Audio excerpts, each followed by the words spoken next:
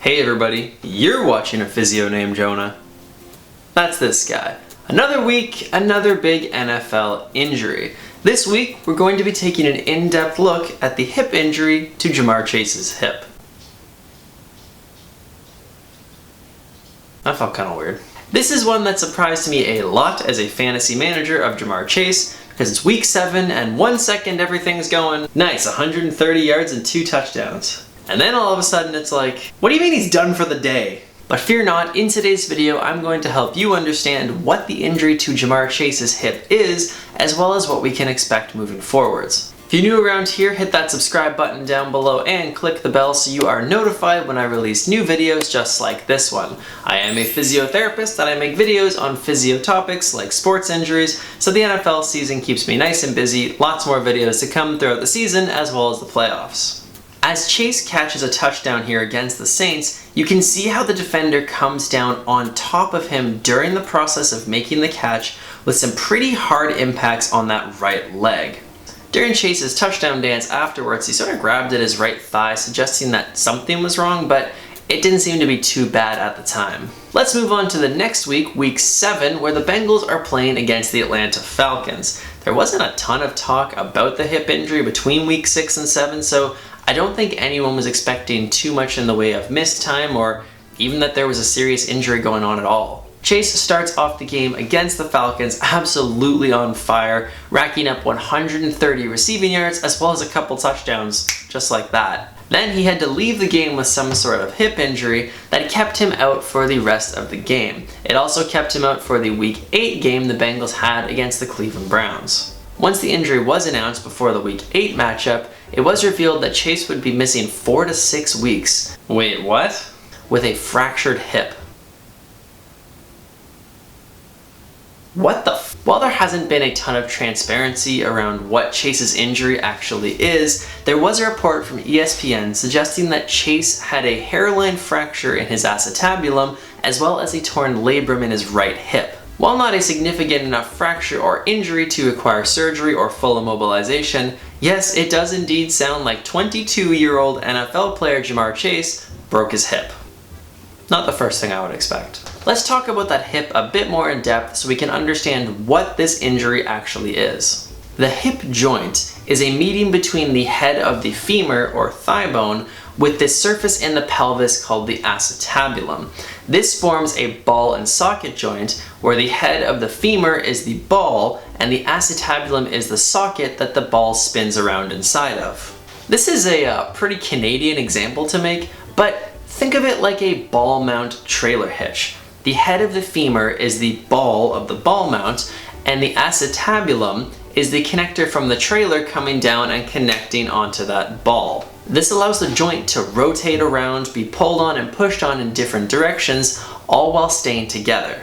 See? That's why there's so many truck commercials when you watch football, because they're just trying to reference the ball and socket joints of the hip and the shoulder to just give a good understanding of how anatomy works in these high-level athletes that you're watching. It's definitely not consumerism. The acetabulum, or the socket of the joint in this case, seems to be where the hairline fracture actually is. This fracture or break to the bone most likely happened when the Saints defender came down on top of Chase, who was landing on his leg exactly at the same time. This pushed the ball, or the head of the femur, up into the socket or acetabulum, causing a fracture to that bone because of the impact. The astute of you out there probably remembered that Ja'marr Chase tore his labrum as well. What the heck is that? The labrum is a ring of cartilage that is around the acetabulum or socket in this case. It helps keep the head of the femur or ball within the joint and also expands the ability of the joint to move by increasing the surface of the socket. When the head of the femur was forced up and caused the fracture in the acetabulum, it's also very likely that this caused the torn labrum, because that pressure that was put from the head of the femur up into the acetabulum also put pressure onto that cartilaginous ring around it, which could lead to the labral tear.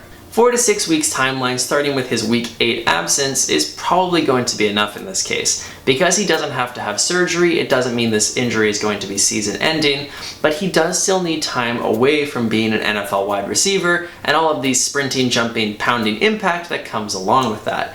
This will give the bone and that hairline fracture time to heal, as well as let the inflammation in the area come down. Bones generally take about 4 to 6 weeks to heal, and there aren't many younger or healthier specimens out there than a 22-year-old NFL wide receiver, so his bones should be able to recover within that timeline easily. Honestly, cards on the table, I'm much more worried about the labral tear in this case for re-injury and re-aggravation risk than I am about the fracture. Ja'marr Chase's broken hip, not my problem. The labral tear, that's our problem. Bones just heal really well. They do a really good job as long as they have time to set and recover of healing up and forming a nice solid recovery. Soft tissues just don't do that. Structures like the labrum have to be softer, have more give to allow for the movement that's required there, but this also makes them more easily impacted by re-injury and re-aggravation. Once Chase comes back from this injury for the end of the season, if he's going to re-aggravate this hip injury, it's much more likely it's from the labrum as opposed to refracturing the hip. That bone is going to be set and good to go. The cartilaginous ring around it that had the tear into it, possibly less so. Hopefully this is not the case, but it's something to keep an eye out for as he gets himself back up to game speed, which is faster than about 98% of the rest of the NFL's game speed. As always with these videos, I wish the athletes going through this the absolute best with their recovery, speedy, productive, all the good stuff. Fingers crossed this is something that we think about for the next month with Ja'marr Chase and then never have to worry about again for the rest of his career. If you made it to this point in the video, thank you guys so much for watching. I hope you learned something new today and understand more about what this hip injury was. If it sparked any questions for you, go ahead and leave them in the comments section down below for me. I do my best to respond quickly, so I look forward to chatting with you there. But most importantly though guys, as always, move your body, have a laugh today, and I will see you at the next video.